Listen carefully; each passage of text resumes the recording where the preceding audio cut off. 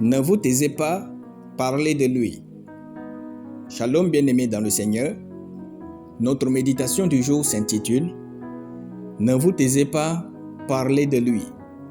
Nous tirons notre texte dans Romains chapitre 1, le verset 16, qui nous dit ceci.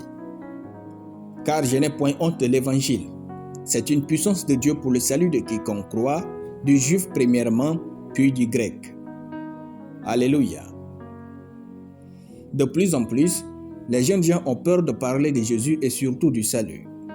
Soyons différents. Jésus nous a sauvés en public et aux yeux du monde entier. Pourquoi c'est notre tour de parler de lui que nous allons avoir honte? L'apôtre Paul dit « Car je n'ai point honte de l'évangile. C'est une puissance de Dieu pour le salut de quiconque croit. » L'évangile ne doit pas s'arrêter avec vous. L'évangile qui vous a touché, transformé et changé votre vie ne doit jamais s'arrêter sur vous. Si la personne par qui Dieu a sauvé et transformé s'était tue, vous ne serez pas aussi sauvé et transformé comme vous l'êtes. En réalité, c'est l'égoïsme qui empêche les chrétiens de propager l'évangile et non la honte. La honte est juste une excuse. Partagez l'évangile, Dieu compte sur vous. Les apôtres l'ont fait. Les pères de l'église l'ont fait. C'est à notre tour de le faire. C'est comme une course de relais dans un stade. Et c'est nous qui avons maintenant le flambeau de l'évangile. Alors courons avec dans les nations du monde entier. Dieu nous regarde. Ne parlez pas de vous plus que vous ne parlez de Jésus et de ce qu'il a fait pour le monde entier. Répandez sa parole.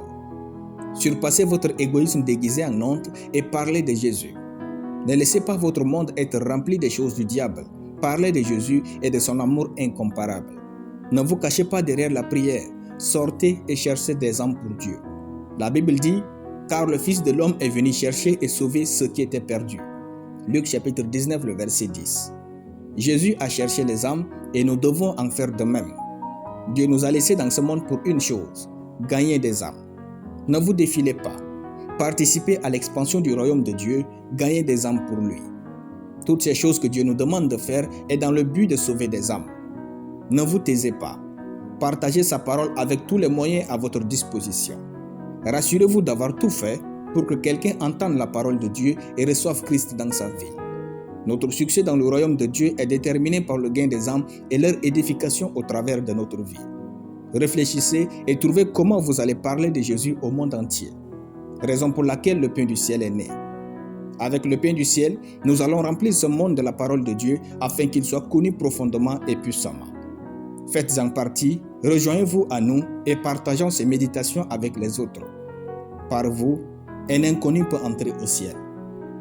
Alléluia. Nous allons prier.